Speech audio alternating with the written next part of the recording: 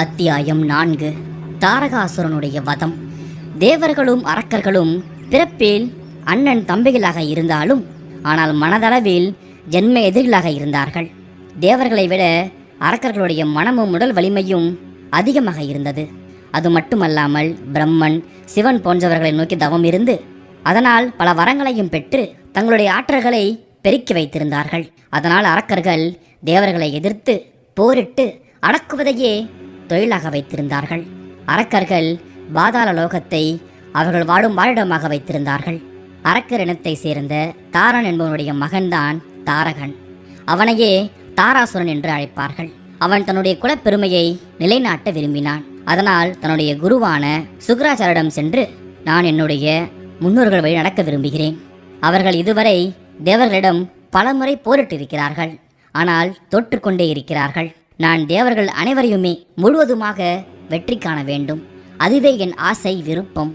அதற்கு தாங்கள் ஆசை புரிய வேண்டும் என்று சொல்ல, அதை கேட்ட அவருடைய குரு, தாரகாசுரா, என்னுடைய ஆசை எப்பொழுதுமே உனக்கும் அசுரர்களுக்கும் இருக்கும். ஆனால் இது ஒன்றினால் மட்டுமே தேவர்களை வெற்றி பெற முடியாது. நீ மதுவனத்திற்கு சென்று பிரம்மதேவனை நோக்கி தவம் இருந்து மரணமிலா பெருவாழ்வும் தேவர்களை அடக்கும் வல்லமையும் அடைய வேண்டும் என்று சொன்னார். தாரகன் தன்னுடைய குருவின் ஆசையோடு மதுவனத்திற்கு சென்று கிழக்கு முகமாக நின்று இரு கைகளையும் ஒரு காலையும் உயர தூக்கி கொண்டு சூரியனை பார்த்தவாறு பல ஆண்டுகள் தவம் புரிந்தான். அப்பொழுதும் பிரம்மன் காட்சி தரவில்லை. மேலும் பல ஆண்டுகள் பற்பல கஷ்டங்களையும் பொருட்படுத்தாமல் எதுவுமே சாப்பிடாமல் கடுந்தவம் புரிந்தான். அவனுடைய தவம் புரிய புரிய அவனிடம் ஆற்றல் மிகுதியாக இருந்தது. அந்த தவத்தினால் அவனுடமிருந்து வெளிப்பட்ட அந்த நெருப்பு தேவலோகத்தை சுட்டரிப்பதாக இருந்தது. அதை பார்த்த இந்திரனும் தேவர்களும் நடுநடுங்கி போனார்கள். தன்னுடைய பதவிக்கு ஆபத்து வந்துவிட்டதே என்று பயந்து போனான் இந்திரன். அவன் மற்ற தேவர்களை பார்த்து எப்படி இது ஏற்பட்டது என்று கேட்க, தேவர்கள் ஒருவன் சொல்ல ஆரம்பித்தான். தாரகன் என்ற அசுரன் பிரம்மதேவனை நோக்கி கடுந்தவம் புரிந்து வருகிறான். பல காலமாகியும் பிரம்மதேவன் அவனுக்கு காட்சி தரவில்லை. இருந்தும் தன்னுடைய முயற்சியில் சிறிதும் தளராமல் கடுமையான தவத்தில் இருக்கிறான். அதனால் ஏற்பட்ட நிலைதான் இது என்று சொல்ல, அதை கேட்ட இந்திரன் அதிர்ச்சி அடைந்தான். இதற்கே இப்படி என்றால் அவனுக்கு பிரம்மதேவன் வரம் கொடுத்து விட்டால் நம் நிலை என்னவாகும்? அதனால் நாம் அனைவருமே பிரம்மாவிடம் சென்று வரம் கொடுக்க கூடாது என்று நாம் சொல்ல வேண்டும் என்று சொல்லிவிட்டு அனைவருமே சென்றார்கள். பிரம்மதேவன் இருக்கும் சத்தியலோகம் அனைவருமே வந்தடைந்தார்கள். அவர்களை பார்த்து பிரம்மதேவன் கேட்டார், என்னை தேடி வந்ததன் காரணம் என்ன என்று கேட்க, அதற்கு இந்திரன், பிரம்மதேவரே, தாரகாசுரன் உங்களை நோக்கி கடுந்தவம் புரிந்து வருகிறான். நீங்கள் அவனுக்கு காட்சி கொடுக்கவும் கூடாது, வரமளிக்கவும் கூடாது என்றான் இந்திரன். அதை கேட்ட பிரம்மதேவன், இது என்ன அநீதி? மனதை அடக்கி யார் தவம் புரிந்தாலும் அதை மதித்து அவர்களுக்கு காட்சி கொடுப்பதும் அவர்கள் கோரும் கோரிக்கையை வரமாக அளிப்பதும் முறையான ஒன்றுதானே. அதற்கு மாறாக அவர்களை கண்டு கொள்ளாமல் இருந்துவிட்டால், உதாசனப்படுத்தினால் வருங்காலத்தில் யாருக்குமே தவத்தின் மீது மதிப்பு இல்லாமல் போய்விடும் என்று பிரம்மதேவன் சொன்னார். புரிகிறது பிரம்மதேவரே, இருந்தாலும் தவம் புரிபவன் ஒரு அசுரன். தேவர்களை அடக்கி வெற்றி கொள்ள ஆற்றல் வேண்டி அவன் தவம் இருக்கிறான். அதனால்தான் நீங்கள் வரம் கொடுக்கக்கூடாது என்று சொல்கிறோம் என்று இந்திரன் சொல்ல, அதை கேட்ட பிரம்மதேவர் சொன்னார், இந்திரா, அவன் அசுரன் என்பதால் தான் இத்தனை காலமும் அவனுக்கு காட்சி கொடுக்கவில்லை. அப்படி இருந்தும் தன் முயற்சியில் சிறிதும் தளராமல் இன்னமும் கடுமையாக அவன் தவம் புரிந்து கொண்டிருக்கிறான். அதனால் நான் இனியும் காலம் தாழ்த்துவது அழகானதல்ல என்று சொன்னார். தேவர்கள் அனைவருமே ஏமாற்றத்தோடு திரும்பிவிட்டார்கள். பிறகு பிரம்மதேவன் தாரகாசுரன் முன் தோன்றி, தாரகாசுரா, உன்னுடைய தவத்தில் நான் மகிழ்ந்து போனேன். உனக்கு என்ன வேண்டும் கேள் என்று சொல்ல, தாரகாசுரன் பிரம்மதேவனை வணங்கி தாங்கள் எனக்கு மரணமிலா பெருவாழ்வை தர வேண்டும் என்று வேண்டினான். அதை கேட்ட பிரம்மன் சிரித்தான். நீ மட்டுமல்ல, உன் வழி வந்தவர்கள் எல்லாம் மரணமில்லா வரத்தை கேட்டுத்தான் வருகிறார்கள். ஆனால் பிறந்த அனைத்தும் ஒரு நாளில் அழிந்து போகத்தான் வேண்டும். அதனால் இதை தவிர வேறு வரத்தை கேள் என்று பிரம்மா சொன்னார். பிறகு தாரகாசுரன் சிறிது நேரம் யோசித்தான். பிரம்மதேவா, எனக்கு 2 வரங்கள் அளிக்க வேண்டும். முதல் வரமாக உடல் வலிமையில் பலசாலியாக வேறொருவரை படைக்கக்கூடாது. எனக்கு இணையானவன் எவனுமே இங்கு இருக்கக்கூடாது. அந்த அளவிற்கு உடல் வலிமையும் ஆற்றலும் எனக்கு நீங்கள் அளிக்க வேண்டும் என்றான். பிரம்மதேவனும் அப்படி ஆகட்டும் என்று சொல்லி வரம் அளித்தார். பிறகு அடுத்த வரம் என்னவென்று கேட்க, அதற்கு அவன், எனக்கு மரணம் நேருவதாக இருந்தால் அது சிவனுடைய மகனால் மட்டுமே நிகழ வேண்டும் என்ற வரத்தையும் வேண்டினான். அந்த வரத்தையும் அளித்துவிட்டு பிரம்மதேவன் மறைந்து போனார். அவ்வளவுதான். தாரகாசுரன் எல்லையில்லா மகிழ்ச்சி அடைந்தான். மனிதர்களாலோ தன்னை போன்ற அசுரர்களாலோ ஏனைய எந்த உயிரினத்தாலோ தனக்கு நிச்சயம் மரணம் வராது என்று அவன் தீர்மானித்தான். அதே சமயத்தில் பித்து பிடித்து ஆண்டி போல தெரியும் சிவபெருமானுக்கு புதல்வன் பிறந்தால்தானே, அதுதான் ஆகக்கூடிய ஒன்றே கிடையாதே, அதனால் சிவனுக்கு மகனும் பிறக்க மாட்டான் என்று எண்ணி இருமாப்போடு இருந்தான்.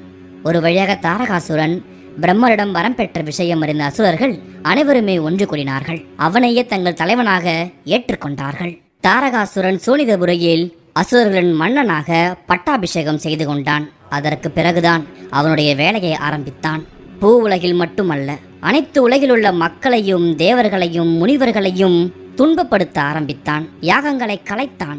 தேவாதி தேவர்களை விரட்டியடித்தான், கொன்றான், அடிபணிய வைத்தான்.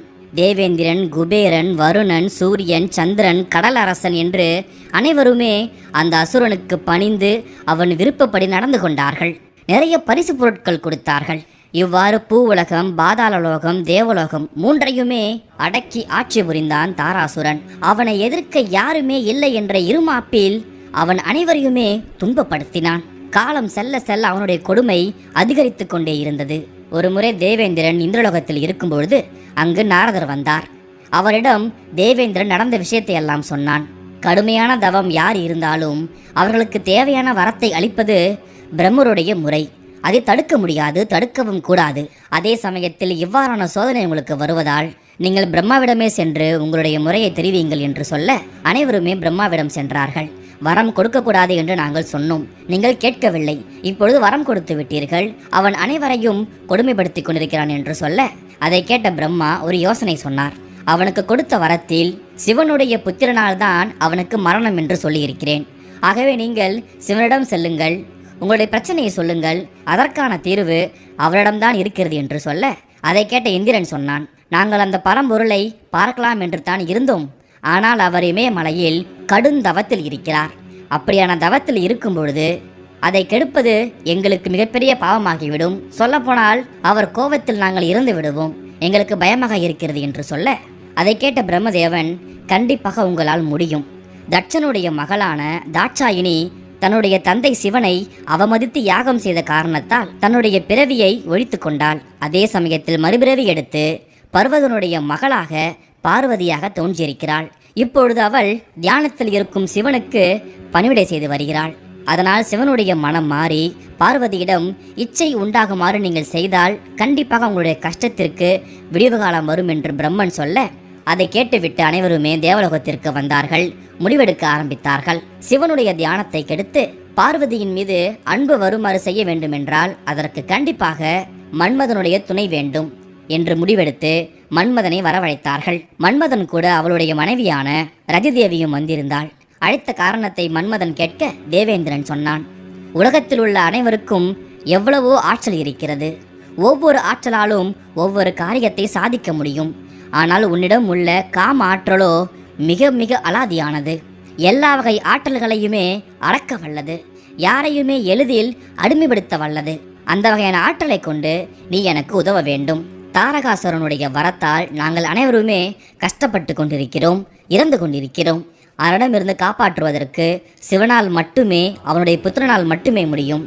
ஆகவே நீயும் ரதியும் சேர்ந்து சிவனை எப்படியாவது காம வலையில் விழ வைத்து அங்கு இருக்கும் பார்வதியோடு இணைய வைக்க வேண்டும். அவ்வாறு செய்யும் பட்சத்தில் இதற்கான தீர்வு வரும் என்று இந்திரன் சொல்ல அதை கேட்டு மன்மதன் பயப்பட வேறு வழி இல்லை, இது ஒன்று மட்டுமே வழி என்று இந்திரனும் தேவர்களும் சொல்ல அதை ஒரு சவாலாக எடுத்து ரதியும் மன்மதனும் கைலாயம் சென்றார்கள். இருவரும் அங்கு வந்தவுடன் அங்கு சிவபெருமான் தவநிலையில் இருக்க பார்வதி தேவி பல வகை மலர்களோடு அவருக்கு பூஜை செய்து கொண்டிருந்தாள். ரதியும் மன்மதனும் அங்கு வந்தவுடன் அங்கு காட்சியே மாறிவிட்டது. அனைவருடைய மனதிலும் ஒரு குதூகலம் உண்டானது. பறவைகளும் விலங்குகளும் தங்கள் ஜோடிகளோடு கொஞ்சி குழாவின. முனிவர்களுடைய மனமும் கூட சலனப்பட்டு போனது. பல வகையான மலர்கள் பூத்து குலங்கின. அந்த இடம் முழுக்க நறுமணம் வீசியது. பார்வதியுடைய மனதிலும் இனம் புரியாத ஒரு குதூகலம் ஏற்பட்டது. அப்பொழுதும் சிவபெருமானுடைய தவம் களையவில்லை. பிறகு மன்மதன் சிவனுடைய இடதுபுறத்தில் கரும்பு வில்லை கையில் ஏந்தி நின்று கொண்டிருந்தான். அவனுக்கு பக்கத்தில் ரதிதேவி இருந்தாள். மன்மதன் கரும்பு வில்லில் காம கணையை தொடுத்தான். அது சிவபெருமானுடைய அருகில் விழுந்தது. சட்டென்று அவருடைய யோகம் கலைந்தது. ஒரு கண நேரம் அவரையே மறந்து அவருக்கு அருகில் இருக்கும் பார்வதியை மயக்கும் பார்வையில் பார்த்தார். அவளுடைய அழகிலும் கவர்ச்சியிலும் சிவனை மயங்கி போனார். பார்வதியின் மீது கையை வைத்து விட்டார். அதை கண்ட பார்வதி நாணத்தால் வெட்கப்பட்டாள். சிறிது நேரத்தில் சிவபெருமான் தன் நிலையை உணர்ந்தார். பரமேஸ்வரனான எனக்கே இந்த நிலை எப்படி ஏற்பட்டது என்று எண்ணம் அவருக்கு தோன்றியது. சுற்றும் முற்றும் பார்த்தார். பிறகு அவருக்கு காரணம் தெரிந்துவிட்டது. இதற்கான காரணம் மன்மதன், அவனுடைய அந்த காம கணை என்று புரிந்த பிறகு கோபப்பட்ட சிவன் நெற்றிக்கண்ணிலிருந்து நெருப்பை உருவாக்க அது வெளிப்பட்டு மன்மதனை எரித்து சாம்பலாக்கியது. அதை பார்த்த ரதிதேவி அதிர்ச்சி அடைந்தாள். புலம்பி தள்ளினாள். சிவனுடைய கோபத்திற்கு உள்ளாகிவிட்டாரே என் கணவர் என்று அழுது கொண்டிருந்தாள். அந்த சமயத்தில் தேவர்களும் இந்திரனும் அங்கு வந்தார்கள். மன்மதன் வந்த காரணத்தையும் சொன்னார்கள். அதை கேட்ட சிவன் ரதிதேவிக்கு ஆறுதல் சொன்னாள். கவலைப்படாதே, இதுவரை நடந்தது அனைத்துமே ஒரு காரணமாகத்தான் நடந்திருக்கிறது. வருங்காலத்தில் மன்மதன் துவாரகபுரியில் கிருஷ்ணன் ருக்குமணியின் மகனாக பக்தியுடன் என்ற பெயரில் தோன்றுவான். அவன் குழந்தையாக இருக்கும் பொழுது சம்பரன் என்ற அரசனால் கவரப்பட்டு பெருங்கடலில் எரியப்படுவான். இருந்தாலும் அவனுக்கு உயிர் பிரியாது. அவனே சம்பாசுரனை எதிர்த்து போரிட்டு கொள்வான். அந்நகரத்தில் அவன் உன்னை அடையும் நிலை ஏற்படும். அதுவரை ரதிதேவியாகிய நீ சம்பராசுரனுடைய நகரத்தில் இருக்க வேண்டும் என்று சொல்ல அவளும் அங்கிருந்து புறப்பட்டு சென்று விட்டாள். இருந்தாலும் மன்மதனுடைய முயற்சி விபரீதமாக முடிந்தது. தாரகாசுரனை வதம் செய்ய சிவனுக்கு மகன் பிறக்கும் வாய்ப்பும் ஏற்படாமல் போய்விட்டது. அதனால் தேவர்கள் பெரிதும் வேதனை அடைந்தார்கள். தேவர்களுடைய முயற்சியும் தோல்வியடைந்தது. இது மட்டுமல்ல, பார்வதி தேவியும் இது கலக்கமுறை செய்தது. இதனால் சிவபெருமானை கணவனாக அடையும் வழி தெரியாமல் அவள் கலங்கி நின்றாள். அந்த சமயத்தில் நாரத முனிவர் அங்கு வந்தார். பார்வதியின் கலக்கத்தை பார்த்த அவர் என்ன காரணம் என்று கேட்க, நடந்த விஷயத்தை அவள் சொல்ல, கவலைப்படாதே, நீ சிவனை நோக்கி கடுந்தவம் செய்ய வேண்டும். கடுந்தவத்திற்கு கண்டிப்பாக அவர் வரம் தருவார். ஆகவே நீ கடுந்தவம் புரிய வேண்டும். அதனால் மட்டுமே சிவனை அடைய முடியும் என்று நாரதர் சொல்ல, அதை கேட்டு மகிழ்ந்த பார்வதி தன் நாட்டிற்கு வந்தாள். சிவபெருமானை தன் கணவனாக அடைய விரும்பி தவம் இருக்கப் போவதை அறிந்த அவளுடைய தந்தையான பர்வதராஜன் மகிழ்ச்சி அடைந்தான். ஆனால் அவளுடைய தாய்க்கு மகிழ்ச்சி இல்லை. பிறகு ஒரு வழியாக அவளும் சமாதானம் அடைந்தாள். நாடு நகரத்தை விட்டு சுகபோகத்தை விட்டு காட்டுக்கு சென்றாள். தன் ஆடை நகைகளை நீக்கிவிட்டு மரவுரி தரித்தாள். தாய் தந்தையரை வணங்கிவிட்டு ஆசியை பெற்றுக்கொண்டு இரு தோழிகளோடு காட்டுக்கு வந்தாள். ஆசிரமம் அமைத்தாள். கடுந்தவத்தை மேற்கொண்டாள். நிலத்திலும் நீரிலும் நெருப்பிலும் என்று மாறி மாறி தவம் புரிந்தாள். முனிவர்களே வியந்து பாராட்டும் அளவிற்கு கடுமையான தவம் புரிந்தாள். தேவர்கள் அனைவருமே அவளுடைய தவத்தின் வலிமையை கண்டு பாராட்டினார்கள். ஆனால் சிவனுடைய மனம் பார்வதியின் பக்கம் திரும்பவில்லை. இதை அறிந்த தேவர்கள் அனைவருமே ஒன்று கூடி கைலாயம் சென்றார்கள். தேவர்களே, நாங்கள் அனைவருமே இங்கு வந்ததற்கான காரணம் என்னவென்றால், நீண்ட காலமாக பார்வதி தேவி முனிவர்களையே மிஞ்சும் அளவிற்கு உங்களை வேண்டி கடுந்தவம் புரிகிறாள். நீங்க உலக நன்மைக்காக மனமிறங்கி பார்வதியின் ஆவலை பூர்த்தி செய்ய வேண்டும் என்று சொல்ல, அதை கேட்ட சிவபெருமான் சிரித்தார். தேவர்களே, கவலைப்பட வேண்டாம். தக்க முறையில் பார்வதிக்கு தரிசனம் கொடுத்து அவளையே திருமணம் செய்வேன். அதனால் உங்களுடைய கஷ்டங்கள் அனைத்தும் தீரும்.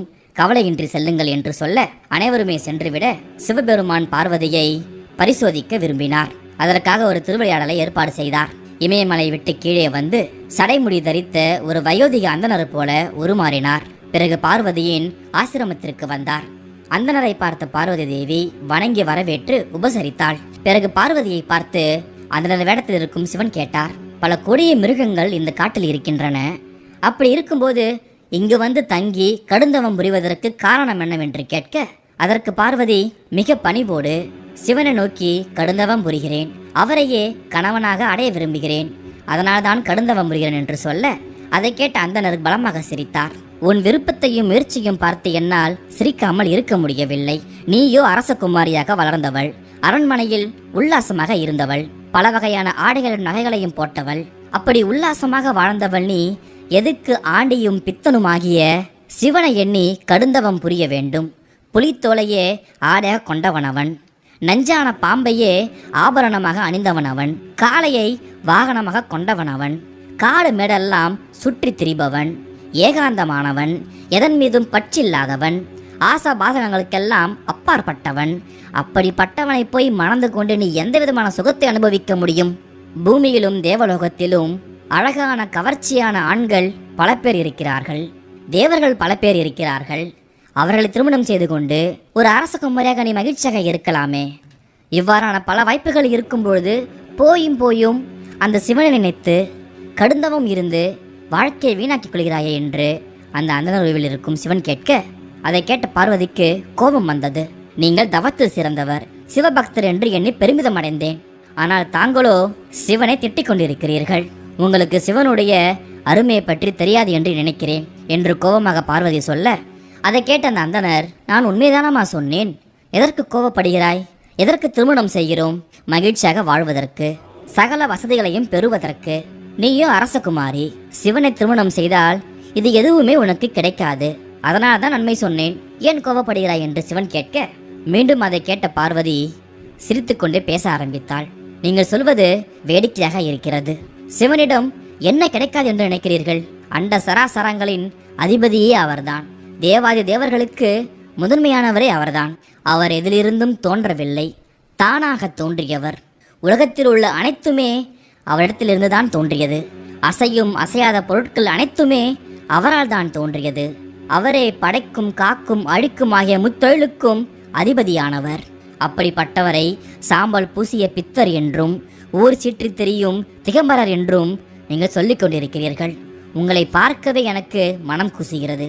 இந்த இடத்தை விட்டு உடனே சென்று விடுங்கள் என்று கோபமாக சொல்லிக்கொண்டே தொழில்களுக்கு கட்டளையிட்டாள். அதை கேட்ட வேதிர் உருவில் இருந்த சிவபெருமான் மனம் குளிர்ந்தது. தன் சுய உருவத்திற்கு வந்தார். பார்வதி என்று அழைத்தார். இதை பார்த்த பார்வதி நாணமுற்றாள், தலைகுனிந்தாள். சிவன் என்று தெரியாமல் அவருடைய மனம் நோகுமாறு பேசிவிட்டோமே என்று மனம் வருந்தினாள். அவளால் பேசவே முடியவில்லை. பிறகு சிவபெருமான் பேசினார். பார்வதியே, அனைத்தும் நான் அறிவேன். உன்னை சோதிப்பதற்காகத்தான் நான் இங்கு வந்தேன். என் வேலை முடிந்தது, இனி தாமதம் வேண்டாம், நாம் கைலைக்கு செல்வோம், எம்மோடு வந்துவிடு என்று அழைத்தார். அதை கேட்ட பார்வதி, பரம்பொருளே, நீங்கள் என்னை தேடி வந்து காட்சி கொடுத்தது எனக்கு பெருமையாகத்தான் இருக்கிறது. நான் தங்களுக்கு உரிமையானவள்தான். இருந்தாலும் தங்களோடு இப்பொழுது வந்து விடுவது என் தந்தைக்கு பெருமை இல்லை. தாங்கள் என்னை முறைப்படி மணந்து அழைத்து செல்வதே தங்களுக்கும் சிறப்பாகும் என்று பார்வதி சொல்ல, அப்படியே ஆகும் என்று கூறிவிட்டு மறைந்தார் சிவபெருமான். பிறகு பார்வதி அரண்மனைக்கு வந்தாள். பர்வதராஜனும் அவனுடைய மனைவியும் மகிழ்ச்சி அடைந்தார்கள். பிறகு காசிக்கு சிவபெருமான் வந்தார். அங்கிருந்து முனிவர்களை பார்த்து பேச ஆரம்பித்தார். மா முனிவர்களே, தேவர்கள் நீண்ட காலமாக தாரகாசுரனுடைய துன்பத்திற்கு ஆளாகி கொண்டிருக்கிறார்கள். அவனை கொல்ல வேண்டும் என்ற ஒரே காரணத்திற்காகத்தான் நான் பார்வதியை திருமணம் செய்ய போகிறேன். ஆகவே நீங்கள் என்னுடைய சார்பாக பர்வதராஜனிடம் சென்று அவளுடைய மகள் பார்வதியை திருமணம் பேசி முடிக்க வேண்டும். அதோடு மட்டுமில்லாமல் திருமணத்தை நடத்தும் மாபெரும் பொறுப்பையும் நீங்களே ஏற்க வேண்டும் என்று சிவன் சொல்ல, அது அங்கிருந்த மாமுனிவர்களுக்கு மிக பெருமையாக இருந்தது. பெருமகிழ்ச்சி அடைந்தார்கள். உலக நாயகனுக்கும் நாயகிக்கும் மனம் பேசி முடிக்கும் பொறுப்பை தங்களுக்கு அளித்ததை பெரும் பாக்கியமாக பார்த்தார்கள். பிறகு தேவர்கள் மாமுனிவர்கள் படைசூட சிவனுக்கும் பார்வதிக்கும் திருமணம் நடந்தது. பல மாதங்கள் ஓடியது. அந்த புறத்தில் இருவரும் மகிழ்ச்சியாக இருந்தார்கள். இருந்தாலும் புத்திர உற்பத்தி மட்டும் நடக்கவில்லை. நாளுக்கு நாள் தாரகாசுரனுடைய தொல்லை பெருகிக்கொண்டே போனது. தேவர்களால் பொறுத்து கொள்ள முடியவில்லை. அந்த புறத்தில் இருக்கும் சிவனையும் தரிசிக்க வழி இல்லை. பிறகு இறுதியாக அவர்கள் முடிவெடுத்தார்கள்.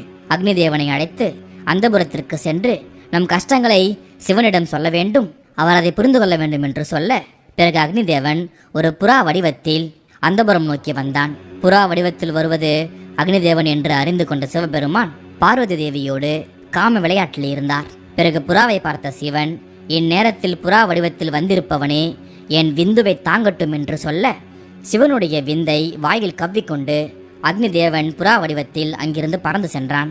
ஆனால் தீப்பிழம்பான அந்த விந்துவை நீண்ட நேரம் தாங்கும் ஆற்றல் இல்லாமல் போய்விட்டதால் அதை அவன் விட்டு விட்டான். சிவனுடைய அந்த விந்து கங்கா நதியில் விழுந்தது. கங்கா நதியாலும் அந்த விந்துவை தாங்க முடியவில்லை. பிறகு அந்த விந்து தர்பை புல்லில் விழுந்தது. அதற்கு பிறகு அந்த விந்துவில் இருந்து அழகிய தோற்றமுடைய ஒரு குழந்தை பிறந்தது. அந்த சமயத்தில் கங்கை நதியில் நீராட 6 கார்த்திகை கன்னிகைகள் வந்தார்கள். அவர்கள் ஒவ்வொருவரும் என் குழந்தை என் குழந்தை என்று சொல்லிக்கொண்டே குழந்தைக்கு பால் கொடுக்க முற்பட்டார்கள். குமார கடவுளான முருகப்பெருமான் 6 முகங்களோடு அவர்களிடம் பால் பருக ஆறுமுகன் என்ற பெயரை பெற்றான். இவ்வாறு தோன்றிய முருக கடவுளை கார்த்திகை பெண்கள் அவர்களுடைய அரவணைப்பில் வளர்த்தார்கள். இந்த செய்தியை நாரதர் தேவர்களுக்கு சொன்னான். தேவர்களுக்கு பெரும் மகிழ்ச்சியாக இருந்தது. அவர்கள் சிவபெருமானுடைய அருளால் முருகப்பெருமானை தங்கள் சேனைக்கு தளபதியாக நியமித்து கொண்டு தாரகாசுரன் மீது படையெடுத்து சென்றார்கள். முருகப்பெருமானுடைய தலைமையிலான படை சோனிதபுரத்தை முற்றுகையிட்டு தாக்கியது. முருகனுடைய அபார சக்திக்கு ஈடு கொடுத்து போரிட முடியாமல் அசுர படைகள் அழிந்து போயின. பல அசுரர்கள் ஓட ஆரம்பித்தார்கள். தாரகாசுரன் பெற்ற வரத்தின்படியே சிவனின் மகனான முருகனால் அவன் கொல்லப்பட்டான். அந்த தீய அசுரன் அழிந்து போனதால் தேவர்கள் துயரம் நீங்கியது. தேவர்கள் முருகப்பெருமானை போற்றி வணங்க ஆரம்பித்தார்கள்.